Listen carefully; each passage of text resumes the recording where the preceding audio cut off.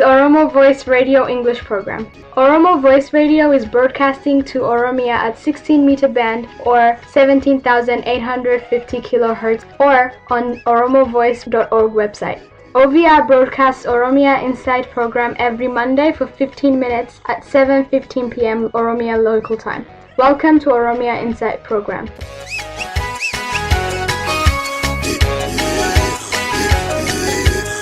Welcome to Oromia Insight. My name is Ali Galato. Our guest today is Dr. Tsegaye Ararsa with me to discuss about Ethiopian National Exam Leak and the Oromo protest. Welcome, Dr. Tsegaye.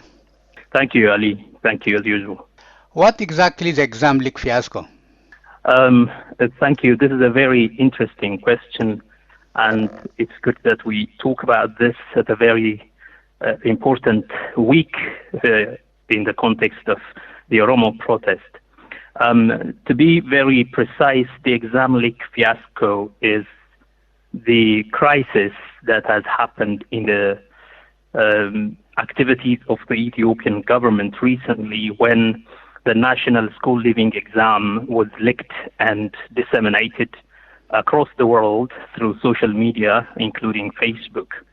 And of course, the people who transmitted the exams and their answers on social media are the Oromo protest activists who, in a disparate fashion, separately, individually, mostly, have been expressing solidarity to the Oromo protest at home and have now almost come up to take responsibility for the transmission to the world about the leaked exams. Of course, the exams have been found and released from people who work in Ethiopia, probably in the National Exam Agency, or in different other parts of the country's the state infrastructure.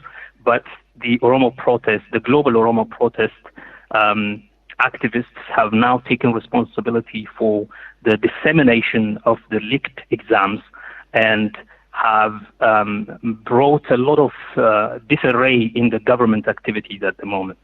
So the fiasco is about the crisis in the government behavior in the aftermath of the leaking of the exams and their answers across the world.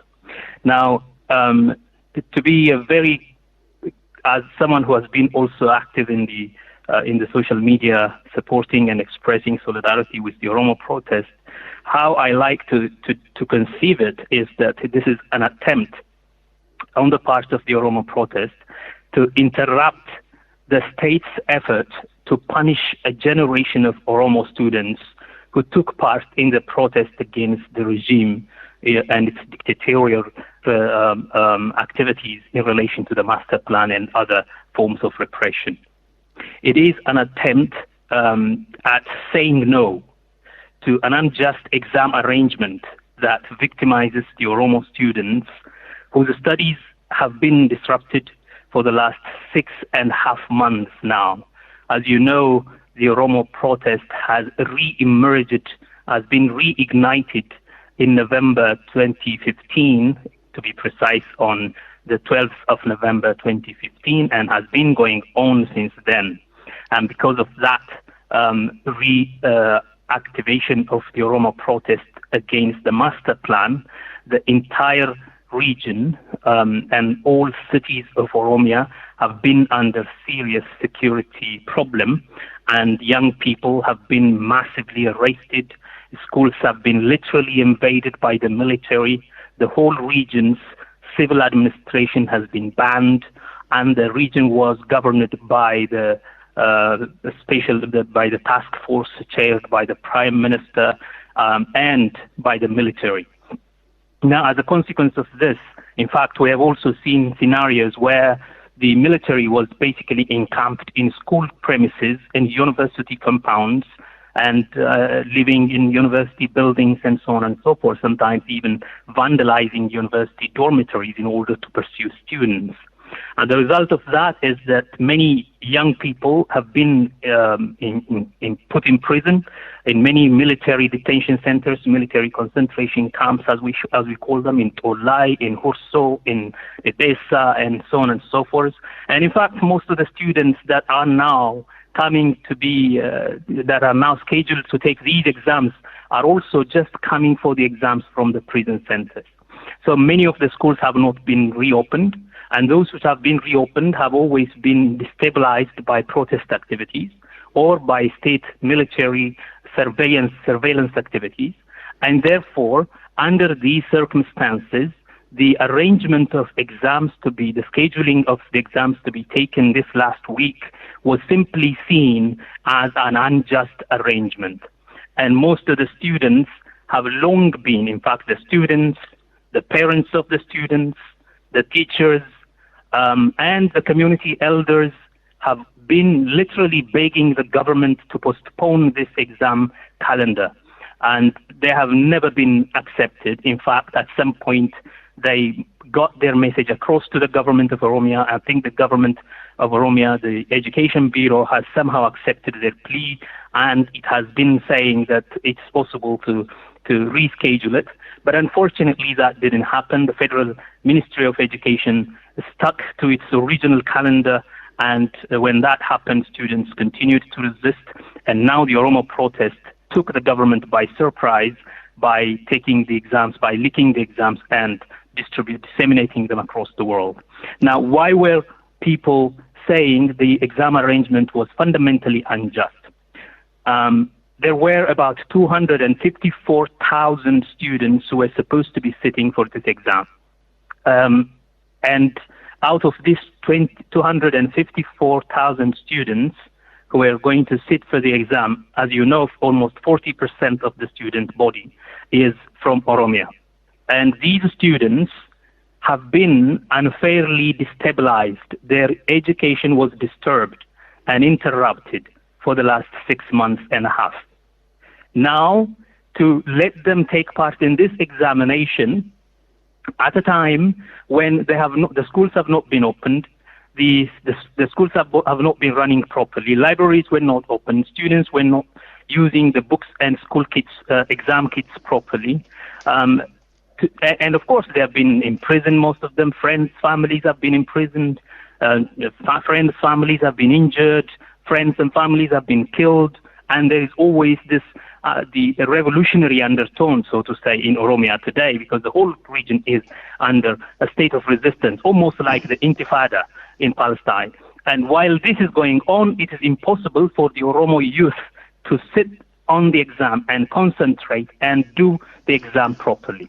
So what they were saying is, we cannot sit in a competitive national exam, for which others have been preparing very well, for which all these students of Oromia have not been preparing at all. And so what they were begging was, because there was a disruption of school system for the last six months and a half, they needed to be given an extra time to prepare and to engage in preparation for the examination.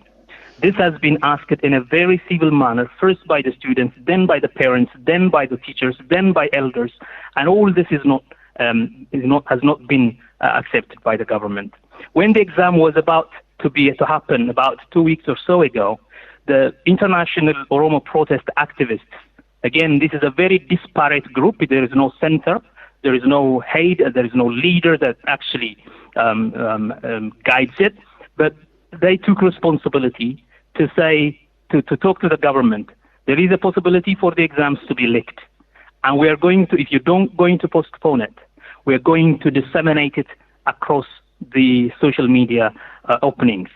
And if you don't if you don't consider the plight of the Oromo students and change the exam arrangement, the date of exams, and give the opportunity for Oromo students to properly prepare, then we are going to make the exam unnecessary. So this was the context in which the exam leak happened. And now the government, at first, what the government did was to say that it didn't happen. It was denial. Then it was an acknowledgement that it did happen, and followed by a cancellation of the exam this week. And then it was an apology. They apologized to the Ethiopian public. The Minister of Education came out on the first day of the exam and actually admitted mistakes within his own department and acknowledged the happening of the leak. And then they started to vow to criminalize and punish whoever has leaked the exams. In fact, in the rhetoric of the government, the whole leak fiasco has changed into a theft fiasco. Exam is stolen, they say. And then they now rescheduled the exam in a month to be taking place in a month's time, which is not going to be convenient for the students, but it actually led to another crisis, which is that the exam happened to be in the week when the Ramadan fasting season ends, and one of the days on which the exam happens is going to be the holiday, the Muslim holiday in Ethiopia, which is closed by the calendar. And the Muslim groups, as you know, have been protesting the government of Ethiopia for the last 4 years peacefully, and they have lots of grievances.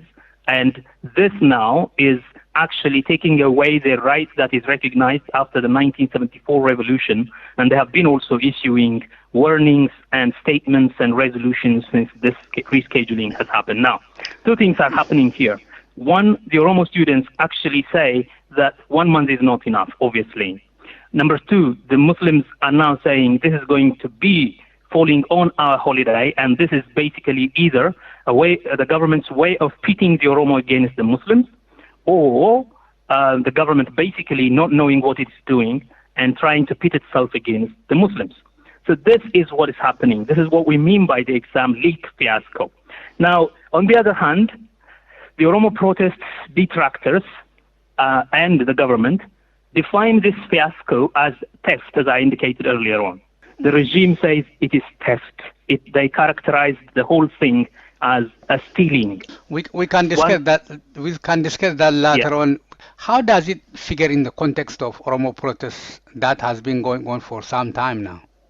Well, the Oromo protest has been doing lots of activities in the form of expressing solidarity, in the form of doing advocacy and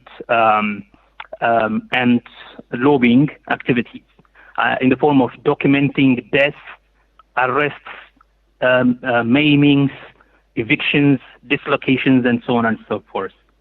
Now, this exam leak fiasco is a new high point in the context of the Oromo protest, because it is really a moment that marks the maturity of the protest. As you know, in any civil disobedience, in any civil resistance, there are three major steps. The first is persuasion. You do voicing, you do making statements, resolutions, you do protests, demonstrations, you do lobbying, and all sorts of creating influence, imposing influence on the government to change its course. And that has been done for a long time. The second step in any civil disobedience, in any civil resistance, like the one that we are seeing in the Oromo protest, is called the boycott or non-cooperation. This interview will continue next week.